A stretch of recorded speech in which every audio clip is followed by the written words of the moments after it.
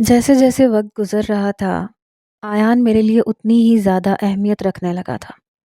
روز مجھ سے فون پہ بات کرتا اور مجھے بھی اس سے فون پہ بات کرنے کی عادت ہو گئی تھی۔ وہ ہر بات کا مشورہ مجھ سے لیتا تھا۔ اس کا سیکنڈ سیمسٹر شروع ہونے والا تھا اور وہ کافی چپ چپ سا تھا۔ میں نے کہا تم چپ چپ کیوں ہو؟ بات کیوں نہیں کر رہے؟ تو کہنے لگا یار کیا بات کروں، بہت پریشان ہوں، پتہ نہیں ابا کو کیا ہوا ہے، میری خرچی بالکل بند کر دی ہے، کہتے ہیں کہ پڑھائی چھوڑو اور دکان پہ بیٹھو ورنہ اپنا انتظام کہیں اور کر لو۔ اب سیکنڈ سیمسٹر شروع ہو گیا ہے اور میرے پاس کچھ بھی پیسے نہیں ہیں۔ پڑھا رہا ہوں لیکن یونیورسٹی سے ہی اپنے خرچے بھی بہت ہیں، کبھی نوٹس خریدنے پڑ جاتے ہیں، پھر باہر کا کام بھی مجھے ہی کرنا پڑتا ہے۔ کچھ سمجھ نہیں آ رہی کیسے مینیج کروں گا۔ بس ایک بار اچھی جاب لگ جائے تاکہ یہ سارے مسائل ختم ہوں۔ میں نے کہا تم فکر نہیں کرو، تمہارے سیکنڈ سیمسٹر کی فیس میں بھر دوں گی۔ کہنے لگا نہیں مجھے نہیں چاہیے، مجھے اچھا نہیں لگتا میں بار بار تم سے پیسے مانگوں۔ میں نے کہا ایان کیا ہو گیا تمہیں؟ میں کوئی غیر تھوڑی ہوں، میں نے کیا کرنا ہے اتنے پیسے کما کے؟ اگر تم کچھ بن جاؤ گے تو مجھے اس کی خوشی ہوگی۔ کہنے لگا لیکن میں تمہیں پھر یہ واپس کروں گا، لازمی کروں گا۔ میں نے کہا واپس میں نے کہاں مانگے ہیں، میرا سب کچھ تمہارا ہی تو ہے۔ کہنے لگا مجھے عجیب فیل ہوتا ہے، اچھا نہیں لگتا، ایک مرد ہوتے ہوئے میرا دینے کا حق ہے، مانگنے کا تو نہیں ہے۔ میں نے کہا جب تم کماؤ گے تو دے دینا۔ کہنے لگا یار تم بہت اچھی ہو، تمہارے ہوتے ہوئے مجھے لگتا ہے کہ مجھے کسی اور کی ضرورت ہی نہیں ہے، نہ کسی دوست کی نہ کسی مددگار کی۔ میں نے اس کے اکاؤنٹ میں پیسے ڈال دیے تھے جس سے اس کے سیمسٹر کی فیس بھی ادا ہو جاتی تھی، اس کے اخراجات بھی پورے ہو جاتے تھے۔ آئے دن جب بھی وہ فری ہوتا تھا تو مجھے لینے کے لیے گھر آ جاتا تھا، میں بھی اس کے پیچھے بیٹھ کے ساحل سمندر چلی جاتی، ہم گھنٹوں باتیں کرتے تھے۔ اب تو مجھے یہ بھی پرواہ نہیں تھی کہ لوگ مجھے کن نظروں سے دیکھ رہے ہیں، میں نے طوطے کی طرح چشم پوشی اختیار کر لی تھی۔ اس دن میں بہت خوش تھی جس دن آیان کی تعلیم مکمل ہو چکی تھی، وہ بہت اچھے نمبروں سے پاس ہوا تھا، اب اسے نوکری کی تلاش تھی۔ میں بھی تیار تھی کہ جیسے ہی نوکری لگے میں اس سے شادی کر لوں گی۔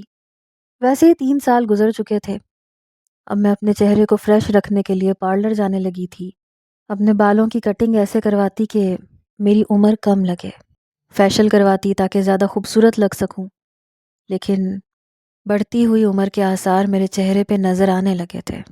دوسری جانب آیان اور بھی زیادہ اسمارٹ اور خوبصورت دکھنے لگا تھا۔ پچھلے چند مہینے سے جاب ڈھونڈ رہا تھا لیکن جاب نہیں مل رہی تھی، اکثر پیٹرول کے پیسے مجھ سے لے کے جاتا تھا۔ میں خود بھی بہت دعائیں کر رہی تھی کہ اس کی جاب لگ جائے۔ پھر میں نے اپنے باس سے ہی بات کی کہ میرا ایک کزن ہے، اسے جاب کی ضرورت ہے۔ ان دنوں باس بھی ایک ایسے ہی نوجوان کی تلاش میں تھے، اس لیے انہوں نے کہا کہ آپ اپنے کزن کو بلا لیں، میں انٹرویو لے لیتا ہوں۔ یوں سمجھیں کہ آیان کی جاب بھی میری وجہ سے ہی لگی تھی۔ جیسے اس کی جاب لگی مجھے انتظار تھا کہ اب وہ کہے گا کہ میں اپنے گھر والوں کو رشتے کے لیے لاتا ہوں، ہم شادی کر لیں گے، لیکن 3 مہینے گزر چکے تھے، اس نے مجھ سے ایسا کچھ نہیں کہا۔ ہاں یہ تھا کہ آفس جاتے ہوئے وہ مجھے گھر سے پک کرتا تھا، واپسی پہ مجھے گھر چھوڑتا تھا۔ آفس کے دوران بھی اسے کوئی مشکل پیش آتی تو فوراً میرے پاس آ جاتا تھا، مجھ سے پوچھنے لگتا تھا۔ میں کافی سالوں سے آفس میں ہی کام کر رہی تھی، اس لیے میں سینئر ہو چکی تھی، میں اسے بتا بھی دیتی تھی، لیکن اب لوگ باتیں کرنے لگے تھے۔ آیان کسی کا بھی لحاظ نہیں کرتا تھا، وہ بلا جھجک میرے کمرے میں داخل ہو جاتا، مجھ سے باتیں کرنے لگتا، کرسی پہ بڑے آرام سے بیٹھ جاتا، فائل میرے پاس پھینک دیتا۔ یار یہ تو سمجھ ہی نہیں آ رہی، بتاؤ کیسے کروں؟ باس کو خوش بھی تو کرنا ہے نا، تاکہ میری نوکری پکی رہے۔ میں اسے ساتھ ساتھ سمجھاتی رہتی تھی، کافی حد تک اس کا کام میں ہی کرتی تھی۔ آفس میں چہمگوئیاں ہونے لگی کہ آیان کا صباحت میڈم کے ساتھ کوئی چکر چل رہا ہے۔ کوئی کہتا تھا مس صباحت کو شرم نہیں آتی، اپنی عمر سے اتنے چھوٹے لڑکے کے ساتھ محبت کی پینگیں بڑھا رہی ہیں۔ تب میں اسے کیا کہتی کہ میرا اس سے کتنا پرانا تعلق ہے۔ میں بہت کوشش کرتی تھی کہ میں چھوٹی لگوں لیکن لگ نہیں پا رہی تھی، مجبوراً مجھے ہی آیان سے کہنا پڑا۔ میں نے کہا کہ اب تو تمہاری نوکری لگ گئی ہے تو تم اپنے گھر والوں کو کب لاؤ گے؟ کہنے لگا ہاں لے آؤں گا، ابھی پہلے تمہارا قرضہ تو اتار دوں۔ میں نے کہا نہیں، مجھے پیسوں کی ضرورت نہیں ہے، میں نے کب تم سے پیسے مانگے ہیں؟ لیکن دیکھو نا، لوگ باتیں کرنے لگے ہیں۔ پہلے صرف محلے والے مجھے شک سے دیکھتے تھے، لیکن اب آفس میں بھی میری ریپیوٹیشن خراب ہو رہی ہے۔ کم از کم ہمارا رشتہ ہو جائے تو لوگوں کے منہ بند ہو جائیں گے۔ وہ کہنے لگا صباحت پلیز، تم لوگوں کی باتوں کی پرواہ مت کیا کرو۔ لوگوں کی عادت ہوتی ہے، انہیں بس موضوع چاہیے ہوتا ہے، جسے جو بکواس کرنی ہے کرنے دو۔ جب مجھے کوئی فرق نہیں پڑتا تو تمہیں بھی نہیں پڑنا چاہیے۔ وہ ایسے ہی میرا ہاتھ پکڑ کر مجھ سے کہتا، بڑی اپنائیت سے مجھے دیکھتا۔ میں کہتی کہ پھر بھی اب ہماری شادی ہو جانی چاہیے۔ کہنے لگا ہاں ٹھیک ہے، میں امی سے بات کروں گا۔ میں خوش ہو گئی۔ میری جان اس وقت نکلی جب اسے میری عمر بڑی نظر آنے لگی۔ اب میری عمر 30 سال ہو چکی تھی، بلکہ اس سے بھی زیادہ بڑھنے لگی تھی، اور عورت پہ بڑھاپا جلدی ہی وار کرتا ہے۔ میں نے اپنے بالوں پہ ڈائی لگوایا، اپنے آپ کو سجاتی سنوارتی۔ کم عمر نظر آنے کے چکر میں ہفتے میں 2 بار پارلر جانے لگی، کیونکہ کام کی ذمہ داری بھی بڑھ گئی تھی۔ مجھے اپنے کام کے ساتھ ساتھ آیان کا کام بھی دیکھنا پڑتا تھا۔ وہ نیا نیا تھا اور میں نہیں چاہتی تھی کہ اس کی ذرا سی کوئی غلطی باس کی نظروں سے گزرے اور اس کی نوکری چھوٹ جائے۔ 1 ہفتہ گزر گیا، 15 دن گزر گئے۔ آیان نے کوئی جواب نہیں دیا، البتہ جیسے اسے سیلری ملی تو اس نے مجھے 25,000 دیے۔ میں نے کہا یہ کیا ہے؟ کہنے لگا یہ رکھو، اور اب میں ہر مہینے 25,000 دیا کروں گا، اور آہستہ آہستہ تمہارا سارا قرضہ اتار دوں گا۔ میں نے کہا میں نے کب مانگے ہیں تم سے پیسے؟ کہنے لگا دینے تو ہے نا یار، رکھو پلیز، واپس نہیں کرنا۔ میں نے کہا تم نے اپنی والدہ سے بات کی ہے میری بات سن کے وہ مجھ سے نظریں چرانے لگا۔ میں نے کہا آیان پلیز مجھے بتاؤ۔ کہنے لگا امی نہیں مان رہی۔ میں نے کہا کیا مطلب ہے؟ تم کہہ رہے تھے تم منا لوگے۔ کہنے لگا کوشش کر تو رہا ہوں، اب ایک دم سے تو نہیں مانیں گی۔ میں نے کہا نہیں، یہ ایک دم ہے، میں سالوں سے تمہیں کہہ رہی ہوں، میں تم سے یہی پوچھ رہی ہوں کہ کتنا وقت لگے گا۔ کہنے لگا تم کیوں پریشان ہو رہی ہو، میں تو ہوں نا تمہارے ساتھ۔ میں نے کہا پھر تمہارے والدین کو بھی ماننا چاہیے۔ کہنے لگا ایک بات میری کان کھول کے سن لو، میرے گھر والے مانے یا نہ مانے، میں تم ہی سے شادی کروں گا۔ بس سن لیا، زیادہ پریشان ہونا چھوڑ دو، بس مجھے 1 ڈیڑھ سال جم کے کام کرنے دو، پھر میں کرائے پہ فلیٹ لوں گا اور ہم شادی کر لیں گے۔ میں نے کہا میرا گھر ہے نا، تم اکثر آتے جاتے ہو، اگر تم نے شادی اپنے والدین کی مرضی سے نہیں کرنی اور تمہیں لگتا ہے کہ وہ نہیں مانیں گے تو ہم شادی کر لیتے ہیں، تم میرے گھر پہ رہ لینا۔ میری بے بسی کی آخری حد تھی کہ میں اس کی منت سماجت کرنے پہ مجبور ہو گئی تھی۔ کہنے لگا ہرگز بھی نہیں، یہ میری انا پر بہت بڑی چوٹ ہوگی کہ میں تمہارے گھر پہ رہوں۔ میں جاب کر رہا ہوں نا، جیسے ہی نوکری میری جم جائے گی تو کرائے پہ گھر لے لوں گا، پھر میں ادھر تمہیں لے کے جاؤں گا جیسے سب مرد کرتے ہیں۔ پلیز مجھ پہ یہ ظاہر مت کرو صباحت کہ میں تم پر ڈیپینڈنٹ ہوں۔ میں نے کہا تم غلط سمجھ رہے ہو، بہت سے لوگ ہیں جو میاں بیوی دونوں کماتے ہیں اور گھر چلتا ہے، کوئی فرق نہیں پڑتا۔ کہنے لگا ہاں لیکن مجھے بہت فرق پڑتا ہے، پلیز صباحت مجھے سمجھنے کی کوشش کرو۔ انہی دنوں باس بیمار رہنے لگے۔ باس کی جگہ ان کی بیٹی آنے لگی۔ اس کا نام ندا تھا، بہت خوبصورت تھی، کم عمر تھی۔ باس اب کبھی کبھی ہی آفس آتے تھے، اس لیے سارا کام ندا سنبھال رہی تھی۔ جب سے ندا آفس میں آنے لگی تھی، ہمارے آفس کے کنوارے نوجوان اپنے دلوں کو تھام کے رہ گئے تھے۔ کہتے تھے باس کی بیٹی تو بڑی خوبصورت ہے، اگر ہمیں پسند کر لے تو مفت کی لاٹری لگ جائے گی۔ لیکن وہ لڑکی کافی مغرور قسم کی تھی، اپنے کام سے کام رکھتی تھی۔ شروع میں تو میں نے ہی اس کی کافی مدد کی کیونکہ وہ کام سے نا واقف تھی، لیکن بہت جلدی سیکھ گئی تھی۔ انہی دنوں مجھے بخار ہو گیا، میں 1 ہفتہ آفس نہیں گئی۔ آیان ہی مجھے ڈاکٹر کے پاس لے کے گیا۔ بخار نے جیسے مجھے نچوڑ کے رکھ دیا۔ حالانکہ صبح شام وہ روز آتا تھا، کبھی میرے لیے پھل لے کے آتا تھا، کبھی کھانے کی کوئی چیز لے کے آتا تھا، مجھے میڈیسن بھی خود نکال کے دیتا تھا۔ پھر کہنے لگا کہ اس بخار نے تو تمہیں بوڑھا کر دیا۔ یہ کہتے ہوئے وہ ہنسنے لگا، پتہ نہیں کیوں، لیکن اس کے منہ سے یہ بات سن کے مجھے بڑا عجیب لگا۔ میں نے کہا مجھے پریشان مت کرو۔ کہنے لگا اچھا ٹھیک ہے، میرے سامنے دوائی کھاؤ، پھر میں چلا جاؤں گا۔ کہنے لگا تمہیں پتہ ہے میں نے تمہاری مدد کے بغیر میٹنگ کی اور میٹنگ کامیاب رہی، بہت خوش ہو کے بتا رہا تھا۔ میں نے کہا کہ یہ تو اچھی بات ہے۔ میں ساتھ ساتھ کھانس بھی رہی تھی، طبیعت بہت زیادہ خراب تھی۔ کہنے لگا تمہیں چائے بنا دوں؟ میں نے کہا نہیں، تم بتاؤ کہ پھر آگے کیا ہوا؟ کہنے لگا باس کی بیٹی مجھ سے بہت خوش ہے، کہتی ہے کہ آپ بہت جلدی کامیابی حاصل کر لیں گے۔ تمہیں پتہ ہے جب میں آفس سے باہر آ رہا تھا تو وہ بھی باہر نکل رہی تھی، مجھے دیکھ کے مسکرانے لگی، کہنے لگی اگر آپ فری ہیں تو مل کے کافی پیتے ہیں۔ میں نے کہا تو پھر تم نے کیا کہا؟ کہنے لگا میں نے کیا کہنا تھا، ایسا چانس بار بار تو نہیں ملتا ہے نا، باس کی بیٹی کے ساتھ کافی پی کے آ رہا ہوں اور بل بھی اسی نے دیا تھا۔ وہ یہ سب مجھے بتا رہا تھا لیکن پتہ نہیں مجھے کچھ ہوا تھا۔ کہنے لگا ویسے ہے بڑی ٹائٹ چیز، قسم سے بڑی پیاری اور خوبصورت ہے نا؟ وہ مجھے سے پوچھ رہا تھا۔ پہلی بار میں نے اس کے منہ سے اپنے علاوہ کسی اور لڑکی کی تعریف سنی تھی، شاید اس لیے میں اسے اب بوڑھی لگنے لگی تھی۔ کافی دیر وہ میرے پاس بیٹھا رہا لیکن باتیں باس کی بیٹی کی ہی کر رہا تھا۔ کہنے لگا مجھے نہیں پتا تھا کہ اس کے بال اتنے لمبے ہیں۔ یہ سن کے میں نے کہا میرے سر میں درد ہو رہا ہے، میں سونا چاہتی ہوں، ایان تم گھر جاؤ۔ کہنے لگا اچھا ٹھیک ہے تم آرام کرو۔ یہ کہہ کے وہ جا چکا تھا لیکن پتہ نہیں کیوں مجھے رونا آ رہا تھا، بہت رونا آ رہا تھا۔ میں اپنے آنسوؤں پہ ضبط نہیں کر پائی۔ ایسی تعریفیں کبھی وہ میری کیا کرتا تھا، کہتا تھا صباحت تم بہت خوبصورت ہو، میں نے آج تک تم جیسی خوبصورت لڑکی نہیں دیکھی، جتنی خوبصورت ہو اتنی ہی با حیا ہو، شریف ہو، میں تمہاری شرافت پہ مرتا ہوں، دیوانہ ہوں تمہارا۔ آج پہلی بار اس کے منہ سے میں نے ندا کی تعریفیں سنی تھی۔ جب تک بیٹھا رہا ندا ندا کرتا رہا۔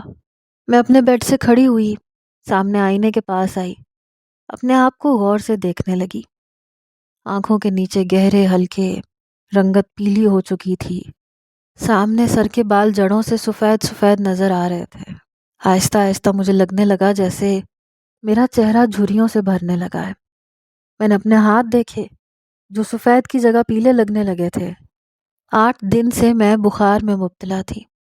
میں یہ نہیں کہتی اس نے میرا خیال نہیں رکھا، بہت خیال رکھا، کبھی ناشتہ بنا کے دیتا تھا، کبھی چائے دیتا تھا، کبھی کھانا لے کے آتا تھا، کبھی پھل کاٹ کے دیتا تھا، لیکن اب وہ مجھے ان نظروں سے نہیں دیکھتا تھا جیسے پہلے کبھی دیکھا کرتا تھا۔ مجھے اپنا آپ بہت بوڑھا بوڑھا لگنے لگا، پتہ نہیں کیوں رونا آ رہا تھا۔ اس دن میں بہت روئی۔ اگلے روز آفس گئی تو سب میری خیریت پوچھ رہے تھے، سبھی کہہ رہے تھے کہ بہت کمزور لگ رہی ہو۔ میں نے دیکھا تو ایان اپنے کیبن پہ نہیں بیٹھا تھا۔ میں نے کہا ایان کہاں ہے؟ تو میرے کولیگز کہنے لگے کہ وہ ندا میڈم کے کمرے میں ہے۔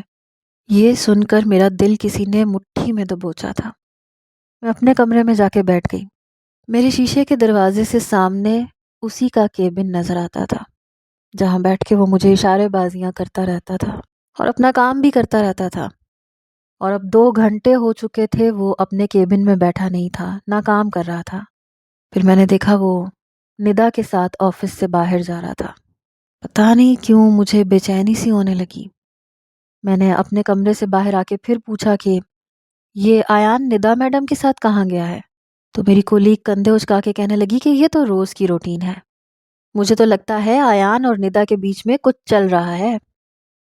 یہ سن کے میرا چہرہ دھواں دھواں سا ہونے لگا۔ میں جیسے ہی واپس اپنے کمرے کی طرف پلٹی تو پیچھے سے ہنسنے کی آوازیں آنے لگی۔ ایک نوجوان کہنے لگا لگتا ہے میم صباحت کو زور کا جھٹکا بڑی زور سے لگا ہے، 440 واٹ کا۔ وہ کہنے لگا ارے یار یہ جو ایان ہے نا بڑا لکی ہے، ہر ایک کے ساتھ چانس مارتا ہے، پہلے میم صباحت کے پیچھے پیچھے رہتا تھا، اب دیکھا کہ اس سے اچھی اور موٹی اسامی سے لائن دینے لگی ہے تو ندا کے پیچھے بھاگنے لگ گیا۔ ایک ہم ہے، ہمیں کوئی لفٹ ہی نہیں کرواتا۔ میری آنکھوں سے آنسو جاری ہو گئے۔ میں اپنے کمرے میں آ کے بیٹھ گئی، فائلیں چیک کرنے لگی، اپنے دل کو یہ سمجھانے لگی کہ وہ ایسا نہیں کر سکتا، وہ تو مجھ سے بہت محبت کرتا تھا۔ کچھ دیر بعد ناصر میرے کمرے میں آیا۔ یہ وہی نوجوان تھا جس نے کبھی مجھے پروپوز کیا تھا۔ کہنے لگا یار صباحت یہ فائل تم کر لو گی، میرا بیٹا بہت بیمار ہے، میں نے اسے ڈاکٹر کے پاس لے کے جانا ہے۔ میں نے کہا ہاں یہاں رکھ دو، میں کر لوں گی۔ وہ اپنی فائلیں رکھ کے جا چکا تھا۔ میں اس آفس میں سینئر کی حیثیت سے بیٹھتی تھی۔ ایک گہری ٹھنڈی سانس میں نے لی۔ میں سوچنے پہ مجبور ہو گئی کہ کاش میں نے ناصر کی بات مان لی ہوتی تو آج میں اس کی بیوی ہوتی، میرا بھی ایک بیٹا ہوتا، اولاد ہوتی، میرا گھر ہوتا۔ میں نے اچھا نہیں کیا۔ آیان کی بچکانہ باتوں میں آ گئی۔ اب میں اسے بوڑھی لگنے لگی تھی۔ اس کی دلچسپی مجھ میں سے ختم ہو کے ندا کی طرف جانے لگی تھی۔ ظاہر ہے وہ امیر تھی، دولت مند تھی، مجھ سے کہیں زیادہ خوبصورت تھی اور کم عمر بھی تھی۔ سچ پوچھیں تو ایان کا جوڑ تو وہی تھی۔ ایان بھی بہت پرکشش شخصیت کا مالک ہو چکا تھا۔ ہنستا تھا تو گال پہ بہت پیارا سا ڈمپل پڑتا تھا۔ لڑکیاں اس پہ فدا تھیں، پھر ندا کیوں نہ فدا ہوتی۔ اب یہ روز کی روٹین بنتی جا رہی تھی۔ ندا اور ایان کا زیادہ تر وقت ایک دوسرے کے ساتھ گزرنے لگا۔ ایک بار آفس کی چھٹی ہوئی تو میں جیسے ہی باہر نکلی، ایان اپنی بائک کے بجائے ندا کی گاڑی میں بیٹھ رہا تھا۔ اس نے مجھے دیکھا، پھر بلند آواز میں کہنے لگا، یار تم بس میں چلی جاؤ، مجھے دیر ہو جائے گی۔ کافی عرصے بعد میں بس میں بیٹھی، ورنہ مجھے پک اینڈ ڈراپ وہی کرتا تھا۔ میں بس پہ واپس آئی تھی، لیکن اب مجھے بس میں کھڑا ہونا بھی نہیں آتا تھا۔ ایان جتنے نوجوان بھی میرے برابر میں کھڑے تھے، انہی میں سے ایک جیسے ہی سیٹ خالی ہوئی تو اس پہ بیٹھنے لگا۔ اس کا دوست اس سے کہنے لگا، یار آنٹی کو بیٹھنے دو، کب سے کھڑی ہیں۔ وہ بالکل ایان کی عمر کا ہوگا۔ مجھے کہنے لگا، آنٹی آپ بیٹھ جائیں۔ اس کے منہ سے آنٹی سن کے مجھے اپنا آپ بہت زیادہ بڑا لگنے لگا۔ شاید میں نے ڈائی کلر نہیں کروایا تھا، فیشل نہیں کروایا تھا، لیکن سچ تو یہ تھا کہ میری عمر بڑھنے لگی تھی۔ یہ وہی حقیقت ہے جس سے میں نے 5-6 سال پہلے ایان کو روشناس کروایا تھا، لیکن اس وقت وہ کچھ سننے کو تیار نہیں تھا۔ اور آج شاید میں اسے بوڑھی لگنے لگی تھی، بڑی لگنے لگی تھی۔ اس پر کیے سارے احسانات مجھے یاد آنے لگے۔ ابھی تک اس نے میرا قرضہ بھی نہیں اتارا تھا، کیونکہ وہ لاکھوں میں تھا۔ میں جب گھر آئی تو اپنے اندر تھکان سی محسوس ہو رہی تھی۔ ابھی بھی میں مکمل طور پہ صحت یاب نہیں ہوئی تھی۔ بس اپنے لیے ایک چائے کا کپ بنایا اور آنسوؤں کے ساتھ پیا۔ رات کو ایان کی کال آئی تو نہ چاہتے ہوئے بھی میں نے فون اٹھا لیا۔ کہنے لگا، یار بہت تھک چکا ہوں، تمہیں پتہ یہ ندا کی بچی مجھے تھکا کے رکھ دیتی ہے، لیکن آج میں نے بھی اسے کھانا کھلایا تھا، کھا نہیں رہی تھی، کہہ رہی تھی کہ میں ہمیشہ 5 اسٹار ہوٹل میں کھانا کھاتی ہوں۔ میں نے کہا، لیکن میرے ساتھ تمہیں یہ کھانا کھانا پڑے گا۔ تمہیں پتہ ہے میری خاطر اس نے ڈھابے کا کھانا کھایا۔ پھر ہنسنے لگا۔ میں نے کہا، اچھی بات ہے۔ کہنے لگا، اور کیا، یہ امیر لڑکیاں نا نازک ہوتی ہیں اسی طرح۔ پھر کہنے لگا، تمہاری طبیعت اب کیسی ہے؟ میں نے کہا، ہاں میں بالکل ٹھیک ہوں۔ کہنے لگا، اچھا ٹھیک ہے یار، میں بہت تھک گیا ہوں، میں سو جاؤں۔ میں نے کہا، مجھ سے کیوں پوچھ رہے ہو؟ نیند آ رہی ہے تو سو جاؤ۔ میں نے تو تمہیں نہیں کہا کہ مجھ سے فون پہ باتیں کیا کرو۔ کہنے لگا، کیا کروں، تمہاری عادت ہو گئی ہے، تم سے بات نہیں کرتا نا تو لگتا ہے کہ دن اچھا گزرا ہی نہیں ہے۔ میں نے کہا، نہیں میں جانتی ہوں دن تو تمہارے بہت اچھے گزر رہے ہیں، میں بھی تھک چکی ہوں، اب مجھ سے رات کو دیر تک جاگا نہیں جاتا، میں بھی سونے ہی والی تھی۔ ٹھیک ہے تم بھی آرام کرو۔ میں نے فون بند کر دیا۔ ایک بار میں آفس میں فائل دکھانے کے لیے ندا کے کمرے میں جانے لگی۔ میں نے پتہ نہیں کیوں کام کی مصروفیت کی وجہ سے بنا دستک دیے دروازہ کھول دیا، لیکن جیسے ہی دروازہ کھولا سامنے کا منظر دیکھ کر میں پتھر کی ہو گئی، کیونکہ ایان اور ندا قابل اعتراض حد تک ایک دوسرے کے قریب تھے، اتنا قریب کہ انہیں دیکھ کر میں نے شرم سے آنکھیں جھکا لیں۔ جیسے ہی ایان کی نظر مجھ پہ پڑی، ندا کی نظر مجھ پہ پڑی، وہ دونوں پیچھے ہٹ گئے۔ ایان مجھے دیکھ رہا تھا۔ میں نے زور سے کمرے کا دروازہ بند کر دیا، فائلیں جا کے اپنے کمرے میں پھینکی اور آفس سے باہر نکل گئی۔ کچھ ہی دیر بعد ایان میرے پیچھے آیا، کہنے لگا، صباحت میری بات سنو۔ میں نے کہا، ڈونٹ ٹچ می۔ کہنے لگا، اچھا میری بات تو سنو۔ کیوں ناراض ہو یار، بات تو سنو۔ میں نے فوراً سے لفٹ کھولی اور لفٹ کے اندر چلی گئی۔ اس سے پہلے کہ وہ لفٹ میں آتا میں لفٹ بند کر چکی تھی۔ میں اپنے آنسو صاف کر رہی تھی۔ میں جلدی سے باہر نکلی، وہ مجھے صباحت صباحت پکارتا رہ گیا، لیکن میں تیزی سے بس اسٹاپ پہ پہنچی اور اپنی مطلوبہ بس پہ چڑھ گئی۔ لیکن میں اپنے گھر نہیں گئی تھی، میں دوسری بس پکڑ کے ساحل سمندر چلی گئی۔ سمندر کے سامنے بیٹھ کے آنسو بہاتی رہی۔ میں جانتی تھی جھوٹے بہانے بنائے گا، مجھ سے شادی نہیں کرنا چاہتا، تبھی تو اپنے والدین کو میرے گھر نہیں لے کے آیا، کیونکہ اب وہ سمجھدار ہو گیا ہے، میچور ہو گیا ہے، اب اسے ندا اچھی لگنے لگی ہے اور عقل مند بھی تو ہو گیا ہے۔ جانتا ہے ندا سے شادی کرنے سے اسے خوبصورت بیوی کے ساتھ ساتھ بینک بیلنس بھی ملے گا، جو مجھ سے شادی کرنے پہ نہیں ملے گا۔ مجھ جیسی بوڑھی کنواری لڑکی کے ساتھ ایک پرانا سا گھر اب شاید آیان ڈیزرو نہیں کرتا۔ رات 9-10 بجے تک میں ساحل سمندر پہ بیٹھی رہی۔ میں نے موبائل جب پرس میں سے نکال کے دیکھا تو آیان کی بہت سی مس کالز آئی ہوئی تھیں، میسیجز بھی آئے ہوئے تھے۔ میں نے اسلام آباد کی ایک کمپنی میں اپلائی کیا ہوا تھا، میں چاہتی تھی کہ وہاں جاب لگ جائے تو آیان کو بتاؤں گی اور پھر اس کی جاب بھی وہاں لگوا دوں گی۔ ابھی رات کو ہی مجھے وہاں سے رپلائی آیا کہ آپ کی جاب کنفرم ہو چکی ہے۔ آج اسے یہی خوشخبری سنانی تھی، لیکن جس حقیقت سے اس نے مجھے روشناس کروایا، میرے پاس کہنے کے لیے کچھ نہیں رہا۔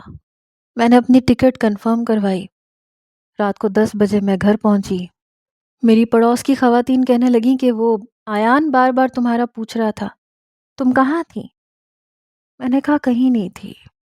میں نے گھر کی بیرونی دروازے کا تالا کھولا اور اندر آ گئی، دروازہ بند کر دیا، اپنی پیکنگ کی۔ صبح صبح میری اسلام آباد کی فلائٹ تھی۔ میں 7 بجے گھر سے نکل چکی تھی۔ گھر کو تالا لگایا، کسی سے کچھ نہیں کہا، کچھ نہیں بتایا، اور میں چپ چاپ اسلام آباد چلی گئی۔ جاب کے ساتھ ساتھ مجھے وہاں گھر بھی مل چکا تھا۔ آیان کی اچانک کتنی کالز آ چکی تھیں، میں نے سم نکالی اور پھینک دی۔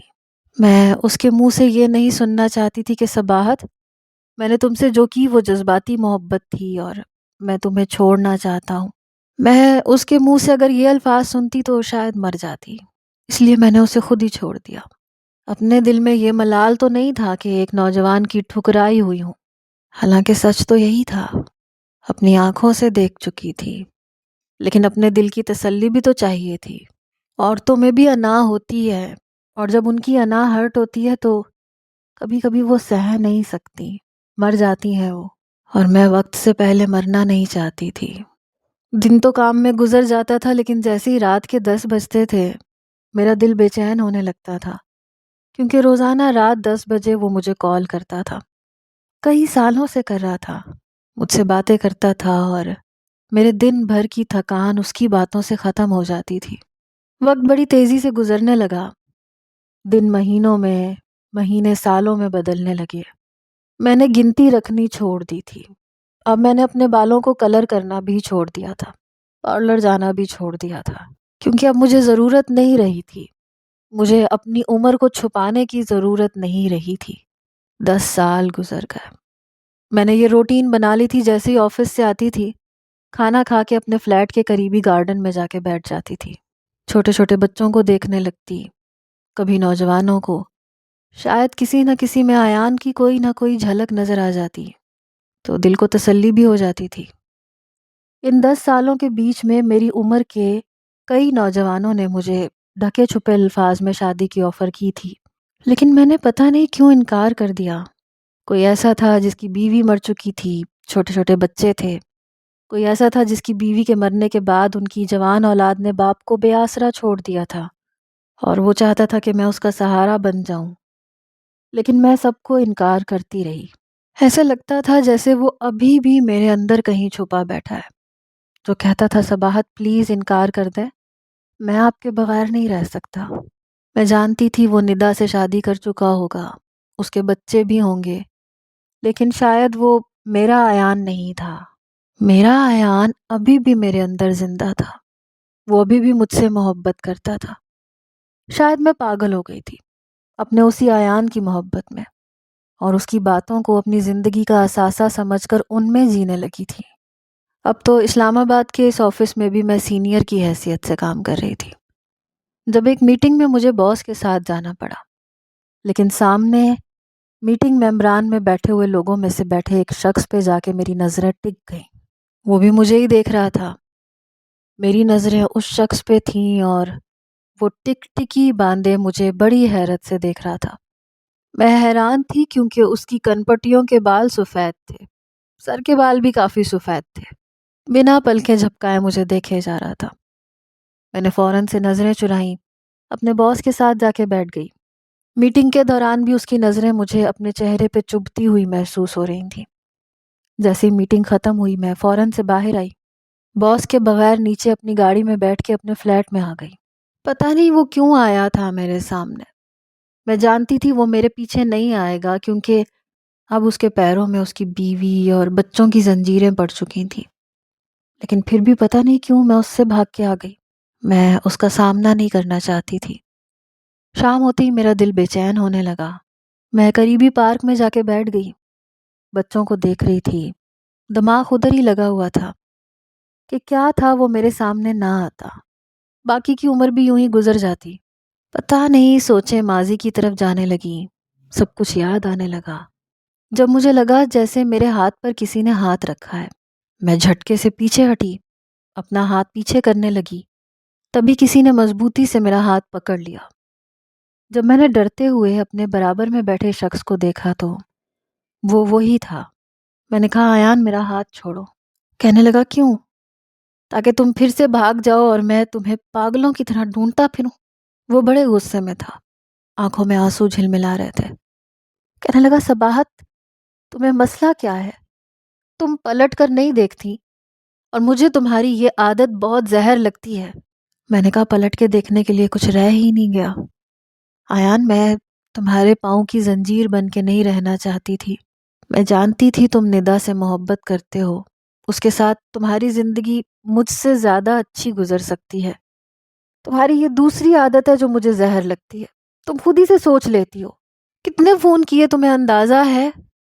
میں نے کہا، بات پرانی ہو گئی ہے، میں گڑے مردے اکھیڑنا نہیں چاہتی۔